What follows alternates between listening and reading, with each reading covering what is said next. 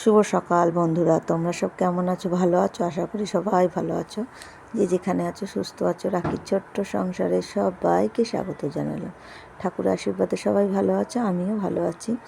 আর বড়দের প্রণাম জানালাম, ছোটদের বুক ভরা ভালোবাসা জানিয়ে আজকের ভিডিওটা শুরু করলাম। রাখির ছোট্ট সংসারে সবাইকে স্বাগত জানালাম বন্ধুরা। ও রাখির ছোট্ট সংসারটা না আস্তে আস্তে বড় হয়ে যাচ্ছে বন্ধুরা।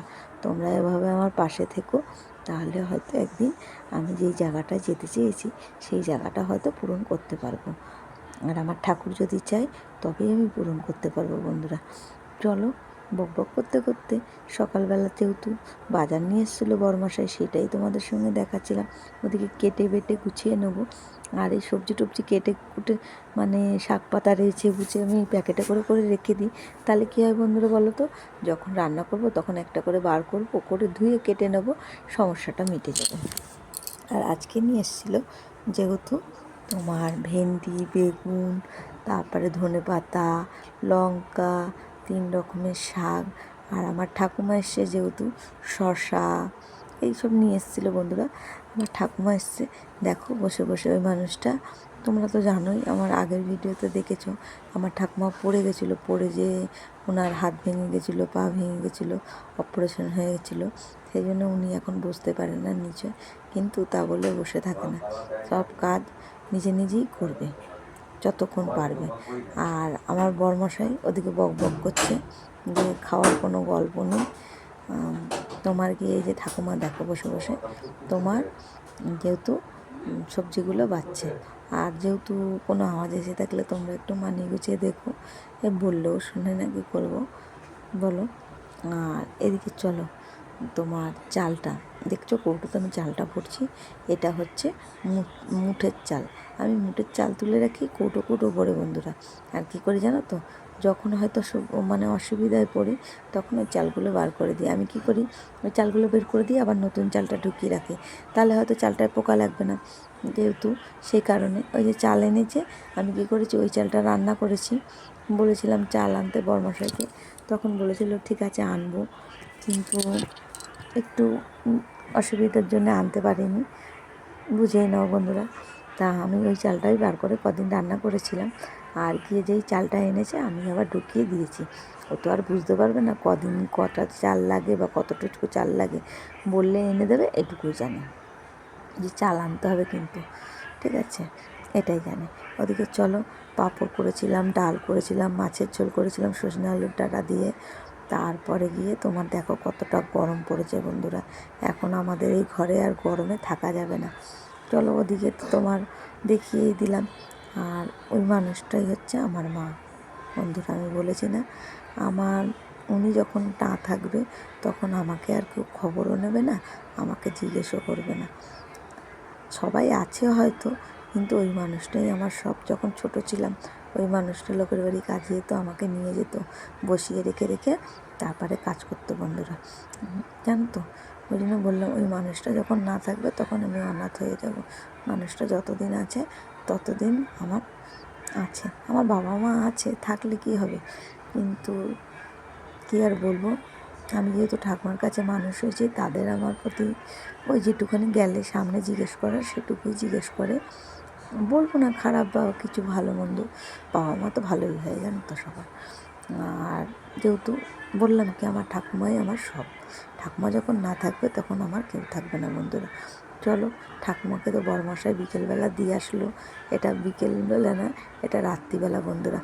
যেহেতু এই সুপুরি কেটে উঠেছি, আর এই ঘরটা না সকালবেলা মোছা হয় না, এই রাত্রিবেলা আমি সুপুরি কেটে তারপরে মুছে নিই বন্ধুরা।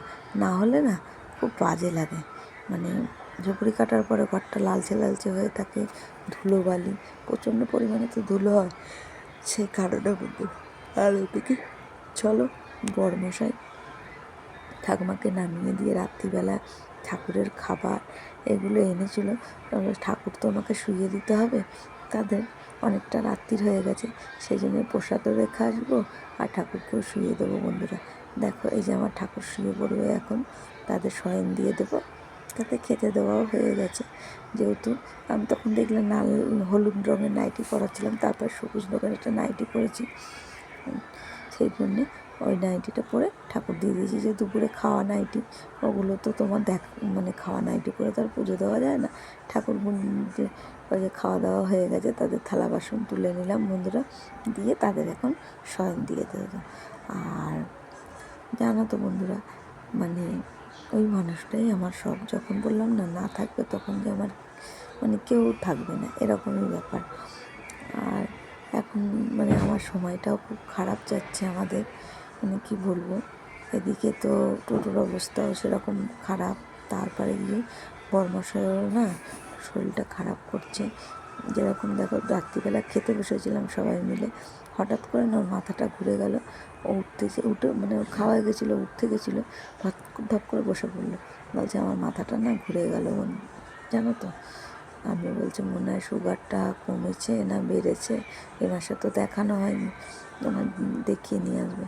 তারপরে গিয়েছিলো বড়মশাই আজকে, যেহেতু সুগার ওষুধ আনতে, হেলথের ওষুধ খায়, কেন আগে না অনেক টাকার ওষুধ লাগতো, এখন গিয়ে হেলথের ওষুধটা পেয়ে আমাদের অনেক সুবিধা হয়েছে বন্ধুরা।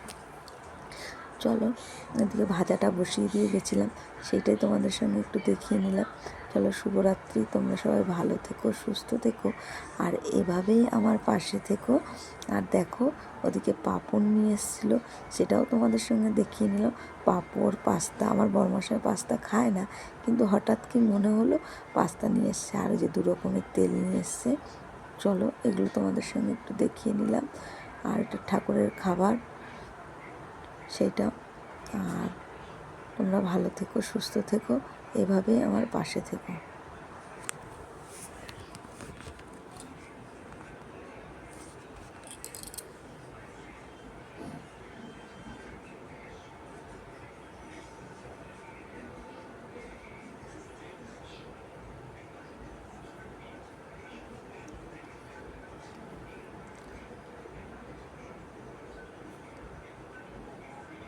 আর দেখো বন্ধুরা, তোমাদের সঙ্গে দেখাচ্ছিলাম কতটা তেল টানে, দেখো ওই জানলাগুলোতে, দেখেছো?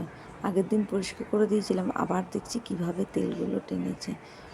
আর এই যে কড়াইটা পোড়া দেখছো সকালবেলা না একটা কি ভাজা ভেজেছিলাম, ঠিক আমার মনে নেই, তেল ছিল বলে ওর মধ্যে, সেই জন্য আমি কড়াইটা ঢেকে রেখে দিয়েছিলাম। সেই তেলের মধ্যে আর একটু তেল দিয়ে ভেন্ডিটা ভেজে নিলাম বন্ধুরা।